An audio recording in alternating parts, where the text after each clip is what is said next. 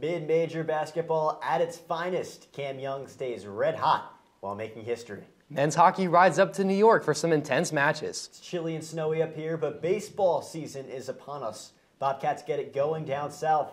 Lots to do. Sports Paws, here we go.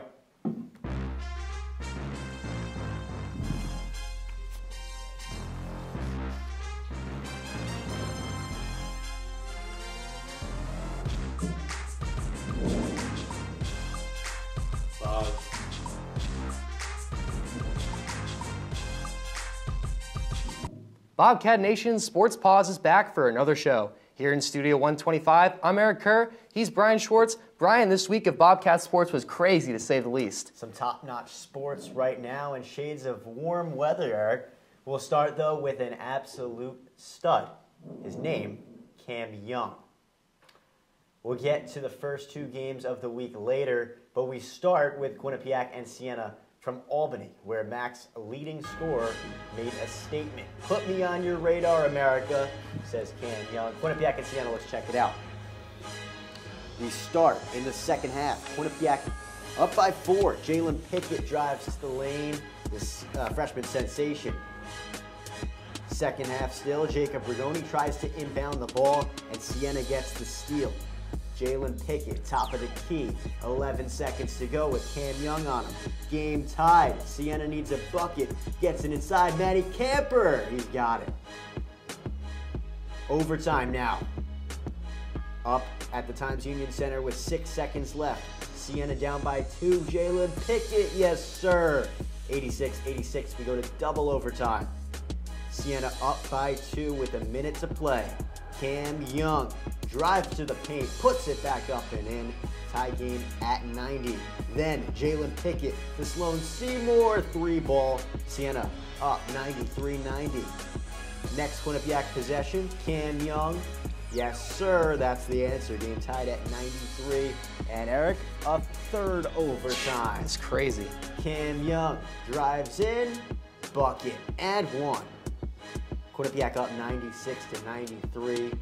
Then it's Rich Kelly in the corner. That's a 3. Quinnipiac up 99-95. And now Rich Kelly, the dagger. Quinnipiac wins it 107-103. Overtimes, 55 points. My goodness. Cam Young sets this year's Division I NCAA record for points in a game and the Mac's all-time record for a single game. His 55 is the third highest point total in Division I college basketball over the last 20 years. And oh, by the way, you watched SportsCenter last night? Guess who led off the afternoon show? You guessed it, it was Cam Young. And guess who followed the NBA All-Star Game highlights on ESPN? Wasn't Bryce Harper or Manny Machado not signing yet. It wasn't Anthony Davis saying another team he would want to play for. It was Cam Young.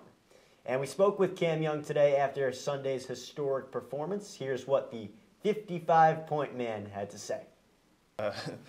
Man, I would just say, man, I hope you're right. But, you know, that's something I never thought that would happen. So I think you know, every, you know, basketball player, like, growing up kind of, you know, has those thoughts and dreams. But, like, you know, for it to actually happen is great.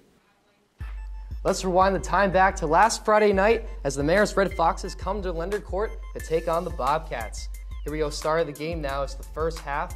First play today, Jay Rigoni tees up for the 3, splash from downtown, nails it. Bobcats lead 3-2. Off the pass here, Cam Young spins, shoots, and you guessed it, he scores from 3 downtown. Missed that one to go. But right here, Brian Parker showing the finesse in the lane, getting the floater to go there. And David Cunninson takes the 3 and drains the 3-ball. Rich Kelly, nice drive here, passes to Bundo, and he gets the and 1 to go. Abdullah Bundu, nice finish. Rich Kelly fakes right, goes left. And you know what? A simple 3 is too easy for Rigoni, Brian. He has to take a couple feet behind the arc and let that one fly. Shooting from down under there. Of course. So now we get on to the second half. Marist was up 27-21. Nice finish here from Cam Young, though, getting around his defender for the layup. But, Brian, this half was all Marist right here. Number 22, Austin Williams, takes it off to the cup with a nice finish on his right side. Williams again finds his man Luke Nedro in the corner. 3-ball corner pocket, that one's good. Nice little celly in the end there as well. Now down low here, the Bears are just getting these kind of buckets all day. They just ate up the 2-3 zone, the Bobcats. Here again, Williams with a nice little layup inside on the right. And then some Marist defense with the block and the steal. Guys, Marist just dominating both sides of the ball here. However, Quinnipiac trying to come back here. Rich Kelly with a nice fadeaway 3 to go with 1.8 seconds left. But Bryan, too little, just too late. Cam Young trying to huck up a prayer, and it was not answered, unfortunately. Your final score here is 63-61 Marist. We now take it to some words from Baker Dunleavy after the game. Yeah, I mean, tough one for us. Obviously, I think the majority of that game was dominated by Marist's defensive effort and connectedness, so that they were really good on that side, limiting us to, the percentage that we shot. I don't think it was just us missing open shots. I think it was them really playing a hard, tough brand of defense, and credit to them on that. As always, proud of the way we fought down the stretch. You thought those finishes were wild, huh? First game of the week for the Bobcats was just as crazy. Quinnipiac defeated MAC preseason favorite Rider 98-88 in overtime. With 49 seconds left in regulation, Quinnipiac was down by 9. Jacob Rigoni then hit a 3, Tyrese Williams 2 more triples, and Rigoni fouled beyond the arc in the final seconds, down 3. Rigoni hit all 3 free throws to send it to overtime. Bobcats took over from there, outscoring the Bronx by 10 in the extra frame. The odds were certainly doubtful for Quinnipiac to win this one, as a 10-point comeback for any basketball contest in 60 minutes is never easy. According to ESPN, the Bronx had a 96.2% chance to win to beat the Bobcats, up to a 76-69 with 53 seconds left in the game. As you saw, Quinnipiac was able to outplay the odds and defeat Rider in dramatic fashion. If you look up the word tight in the dictionary, the 2019 men's MAC basketball standings is a synonym to its definition. Quinnipiac, currently tied for first in the conference with Canisius, is followed by Monmouth, Rider, and Iona and Siena, each trailing the top 2 teams by no more than a game behind. With everyone so close in the standings, the MAC bid into the March Madness bracket is harder to predict than ever before. And we now welcome in Q30 Sports men's basketball beat reporter Josh Silverman, live at the People's United Center. Josh, what a weekend. What makes this Quinnipiac team so good? You know what, Bryan, first of all, I miss seeing your smiling face, but I'm happy to be up here at the court. Well, Quinnipiac will play tomorrow night against Iona. Now, what makes this team so good? First of all, it's got to be the 3 ball. Rich Kelly shoots 45% from 3. Cam Young shoots 43%. We've seen Aaron Robinson, Travis Atson, Tyrese Williams, all able, Jacob Rigoni, of course, all able to shoot the 3. The second thing they do so well is they defend the 3. They're the best team in the conference at defending the 3. Third, they're a top rebounding team in the conference. They might be the best rebounding team in the conference. And when you look at the stats for Abdoulaye Bundu and Kevin Marfo, the forwards, you might say that, well, they don't average a lot of rebounds per game. How can they be the best rebounding team in the conference? Well, they split the minutes almost evenly. So when you look at the team as a whole, they're one of the top rebounding teams. And then of course, there's the head coach, Baker Dunleavy. He brings a great attitude, a great culture, always has a great game plan and great scouting. And that's what makes the Bobcats so lethal in this conference. Josh, we've seen Quinnipiac play great, but also seen them play poorly. Is there anything that's holding the team back from winning more consistently? You know what? The first answer to that has to be the inconsistency. So they've lost to Canisius twice, and they've lost to Rider, 2 great teams in the conference that they could see in the MAC tournament, but they've also lost to Niagara, and they lost to Marist, both of those games at home, and they're in the Niagara game, they were 10 of 30 from behind the arc. When you're a team that lives and dies by the 3, occasionally you're going to die by the 3. They shot 33% from behind the arc in that game. In the Marist game, they only had 7 bench points. So when your top players come out, you're going to need contributions from other players. And the last thing, and this contributes to the 7 bench points, is that sometimes their players are just not able to shoot from within the arc. Obviously, the bigs and the top players, Tyrese Williams, Cam Young, and Rich Kelly, are able to shoot from anywhere in the court. The 7 bench players don't have that ability that can hold the Bobcats back sometimes. This guy can do over this last year and a half. How is Cam Young so good? I mean, we're seeing comparisons on Twitter to James Harden comparing their 2 games. Yeah, well, Bryan, he even has compared himself to James Harden, and here's why he's so good. First of all, he's a 6'7" guard that can also guard the 2 through 4. He can bring the ball up, he can catch and shoot, and he does a multitude of things so well. His trainer from the summer posted on Twitter how lethal his pump fake is, but here was the problem. Last season, he shot 30% from behind the arc, and so the pump fake from behind the arc wasn't that lethal because the defenders aren't that worried about him, popping up and shooting a 3. So he could drive to the rim, he could get to the foul line, but it wasn't as effective. This season, over the summer, he worked on his 3-point shooting. He's now shooting 43% from 3. So the defenders have to play him close from anywhere on the court. That gives him the ability to drive by them. He gets to the line. He shot 20 free throws against Siena in that 55-point contest that he had. And so he's just able to do a multitude of things. And then he talked about it today with us, Bryan. His shot selection this season is so much better. I think part of that has to do with he's just becoming a better player with a better basketball IQ. And part of it is just his teammates setting him up, and they're also a lot better than they were last year. So Cam Young does a ton of great things, and he's going to continue to grow and be a player that Quinnipiac needs if they're able to make the NCAA tournament. All the teams in the conference are so close this year. The Bobcats sit at first right now, but so many teams are within a game or less behind them for the top spot. Where do you think the team will finish as conference play starts to conclude? You know what, I'm not just saying this because I'm standing on Quinnipiac's court. I'm not just saying it because my flag says Q30. I legitimately believe, as someone who covers the conference, that Quinnipiac will be representing the MAC in the NCAA tournament. When I look at the conference, I don't see a team that I think Quinnipiac should be scared of. They're one of the best rebounding teams in the conference. They are fantastic at shooting the 3. And yeah, you might have games where you are cold from 3, and that might present a problem for this team, but they have experience winning in the MAC tournament. They got to the semifinals last year. They have a great head coach, which is vital to any team making a postseason run. They have veterans on this team, and Andrew Robinson, Aaron Robinson, and Abdullah Bundu, who have been in big situations before. And they have the best player in the conference, Cam Young. So I think this team will be representing the MAC in the NCAA tournament in March. All right, Josh, thanks for coming on today. It's always a pleasure talking Bobcat basketball with you. Always, guys. Love being here. Can't wait to see you guys in a bit. Let's do it. The women's ice hockey team had a homestand this weekend against 2 conference opponents. They started the weekend against Rensselaer Polytechnic Institute, a match in which Quinnipiac controlled the majority of the contest. Quinnipiac goalie Abby Ives recorded 14 saves to shut out RPI in a 4-0 victory. Senior captain Melissa Samoskevich scored 2 of the Bobcats' 4 goals, a solid bounce-back game for her after not scoring a single time in the team's previous match against Brown. Q30's women's ice hockey beat reporter MJ Baird has more on Samo's performance and the team's final push for a spot in the ECAC playoffs. A senior from Sandy Hook, Connecticut, number 11, Melissa Samoskevich. She's the leader of the pack. Yeah, she's an outstanding leader, outstanding captain, tremendous character, and she wants the best for every single person in that room. And with the ECAC hockey playoffs approaching, 2 goals tonight, her first in nearly a month, have helped the senior find her groove.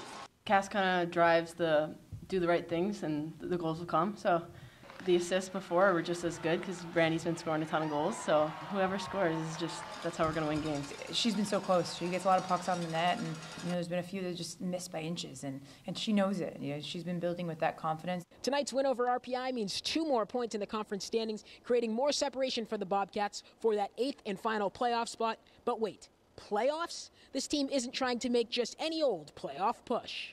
Bizarrely, people keep saying, "Oh, you're going to make the playoffs. You're going to make that." We're like, we're going to try to win a conference championship, and that's what we're trying to do. So our record isn't that great, but we've just been talking about playing our best hockey at the end of the year, keep building until our very last game, and I think we're on the right track for that. Reporting in Hamden, I'm MJ Baird, Q30 Sports. Let's go for the sweep of the weekend. Let's check out Quinnipiac Women's Ice Hockey and Union from the People's United Center Senior Day for the Bobcats, honoring the 5 Bobcat seniors before the game, their family and friends. Very, very nice. Let's go to the first period. Let's see some action with Sarah Coutu-Gadbou passing the puck to Taylor House in the middle. Scores. Quinnipiac up 1-0. House's first of the game. Later in the first period, Quinnipiac working the puck around nicely. McKenzie to Lancaster to Samoskevich. That's a goal. Quinnipiac up 2-0. Now let's jump to the second period now. where we have more Bobcat action, more Bobcat scoring. If you can see the theme in this one, it's all Quinnipiac. Sarah Katugaboo scores. It's 3-0 Quinnipiac. And later in the period, in the third period, Koenig Sim with a quick pass to Taylor House right in front of the goal. Her second of the game, Quinnipiac up 4-0. And later in the period, senior Randy Marcone wraps up the game with the easy goal. 5-0 the Bobcats led, and 5-0 the Bobcats won. Quinnipiac seniors celebrate as the Bobcats have clinched a spot in the ECAC playoffs with that victory over Union. 2-0 weekend for Quinnipiac. Have a look at the ECAC standings now.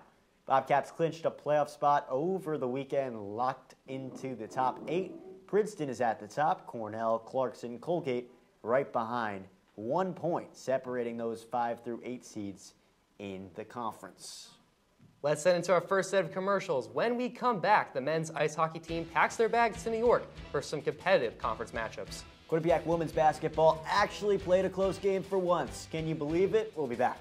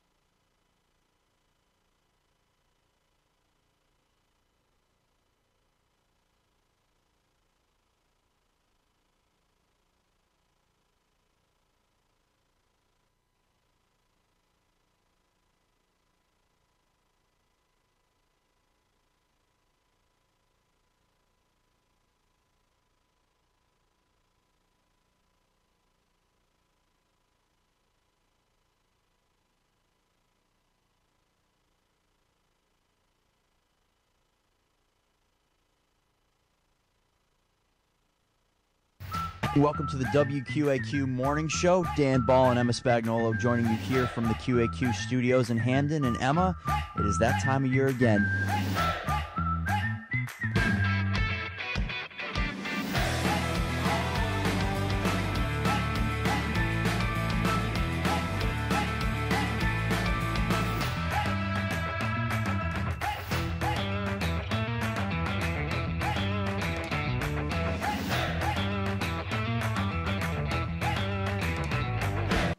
This is Sports Paws on Q30 Sports. We welcome you back. Quinnipiac men's ice hockey started its 2-game upstate New York swing at Union College in Schenectady. Bobcats tied the number 20 Dutchman 1-1 in overtime. Wyatt Bongiovanni had the lone score for Quinnipiac, and it was Brendan Taylor who notched the tying goal. Quinnipiac's Andrew Shortridge had 27 saves in net, increasing his nation-leading save percentage to .950. How about that? And the women's hockey team was able to take down RPI this weekend. Bryan, let's see if the men's hockey team can complete the sweep in RPI hockey. We take you straight into the first period here. Almost 2 minutes into the game, RPI is on the attack. Here's Brady Ferner with a beautiful slap shot from way downtown to start off a 1-0 lead early for this team. Teammates celebrate with them, showing their appreciation. It was a great goal, so why not? We move on to the second period. RPI is on the power play now. This time, Brady Whiffen. His shot is stopped short by Andrew Shortridge. What an amazing save there. Let's take a look at that at another angle. Just look at Shortridge extending his body out, stopping that with his glove and his leg. Beautiful save there. Now, Rafferty's shot is blocked here by RPI, but the freshman Daniel Winslow getting the goal there off the rebound to tie this game back up at 1-1. We now take you later into the second period. Here's Shortridge doing some amazing work at the goal there. Nothing is getting by that man today. Now we move on to the third period. Game still tied 1-1. Here comes RPI again, but Shortridge again. He is a brick wall up at that net. Nothing is getting by him. So now here's our spotlight player, Odin Tufto. Gets the shot off here, swerving by his man, and he's scoring. With just 34 seconds left in the game, what a play by Odin Tufto. As Quinnipiac takes this huge win on the road here, 2-1 your final score. As a great win there for the Bobcats. ECAC hockey continues to remain competitive. Cornell, Quinnipiac, Yale, and Clarkson round out the top 4, each team with 11 wins in conference play. A notable surprise in the standings is to see number 20 in Union seated as the 8th best team in the conference. With just 4 games that remain each team's schedule, it'll be interesting to see any potential shakeups in the records. All right, let's check out the pairwise rankings.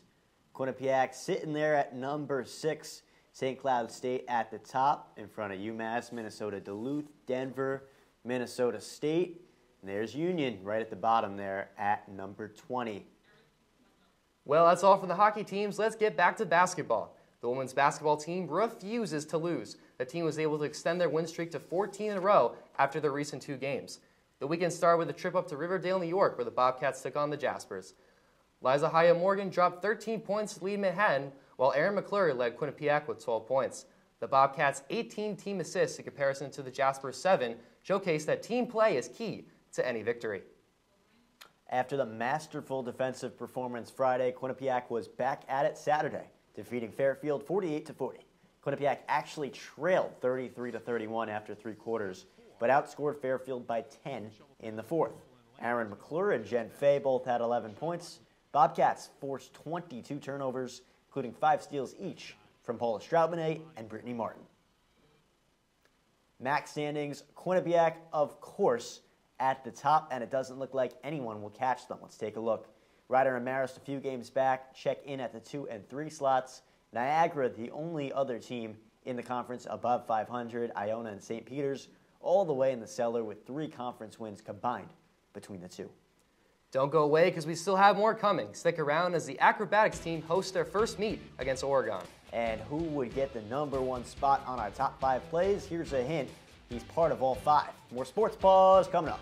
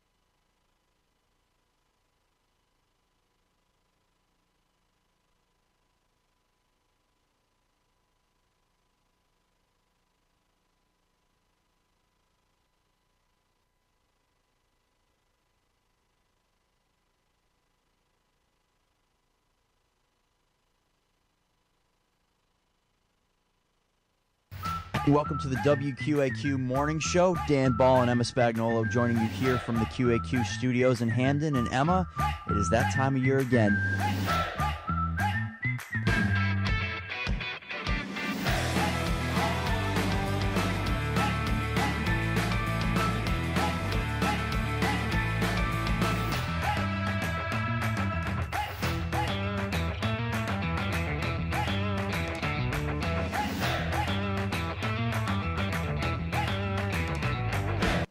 Welcome back to Sports Paws. Highest ranked team on Quinnipiac's campus isn't the men's hockey team. It's acrobatics and tumbling, who came into Sunday's matchup with #2 Oregon at 3rd in the nation.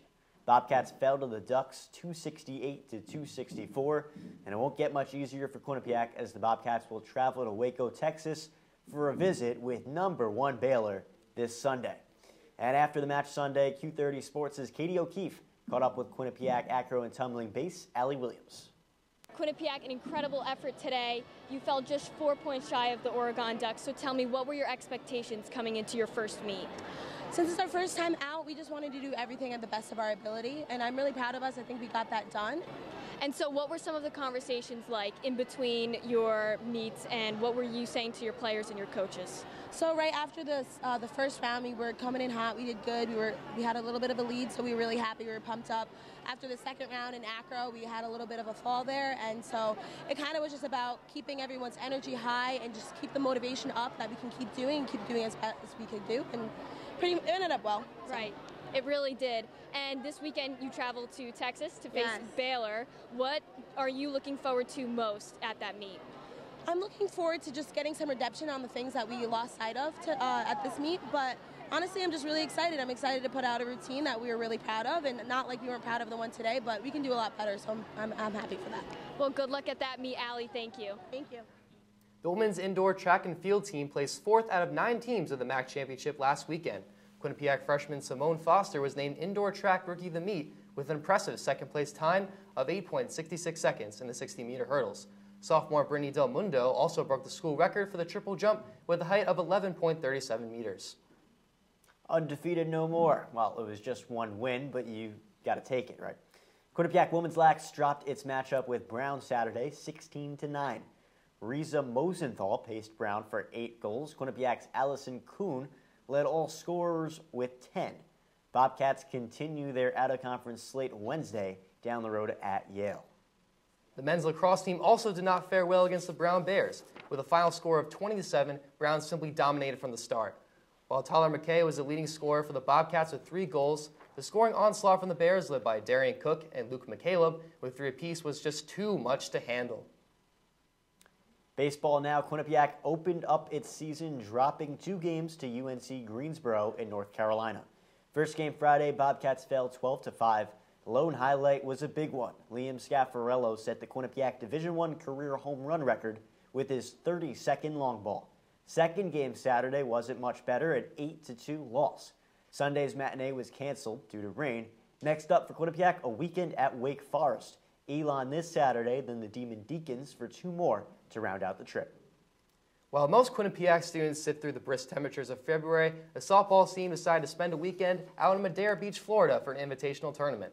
The Bobcats went 2-3 in Florida, picking up wins against Holy Cross and the University of Akron. The team will head up to Lynchburg, Virginia in 2 weeks to compete in the Liberty Softball Classic. Shut out and get shut out, the theme for Quinnipiac men's tennis. Quinnipiac knocked off MAC foe Niagara 7-zip Saturday. Sunday, Quinnipiac lost to Buffalo 7-0. Only one match this upcoming week. Bobcats head to West Point to face Army. Okay, Brian, this is a moment everyone's been waiting for. Top 5 plays. Brian, you want to take the odds? Let's do it. Top 5 plays time featuring a familiar face to the nation this week. Number 5, of course, it's Quinnipiac against Siena. Cam Young, drive it home, putting up the layup. That's good. And now on to play number 4. Cameron Young is up yet again, and this is another drive against same team Siena. Strong finish and 1. Count the basket for Cameron Young. Number 3, guess who? Cam Young fakes the shot, drives inside a little bit harder this time, gets the roll to fall. And at play number 2, one word to describe this is simply relentless. At Marist, turn on the Jets. Cam Young drives by inside, up and under finish, gets the play to go. And the number 1 play of the week, Cam Young in the corner, fake, spin, jump, shot, good. Cam Young, what a week for the Bobcats senior guard. Yes, what a week for Cameron Young for sure. Let's take a look at the game slate here for the Bobcats' upcoming matchups. Definitely some interesting ones here. We got Quinnipiac versus Iona, Tuesday game at 7 o'clock p.m. That's a big one if you're a big basketball fan, right, Brian? Yeah, that's a big one. The Bobcats could use another win. Iona is a good team in the MAC, although Quinnipiac just beat them, so that would be a good win for them. Women's basketball faces Marist, who's always tough competition in the MAC for the Bobcats. Hockey, you got two big matchups too. Yeah, St. Louis and Clarkson, both very good ECAC teams, so can't count those out right there. All right, Eric, that'll do it for the show tonight. I had a lot of fun, Brian. There was definitely a lot of cool stories to talk about this week. For much more coverage on Cam Young and the entire Quinnipiac sports scene, head over to Q30TV.com and at Q30 Sports on Twitter. He's Eric Kerr. I'm Bryan Schwartz. Eric, give it to him. Have a great day and a better tomorrow.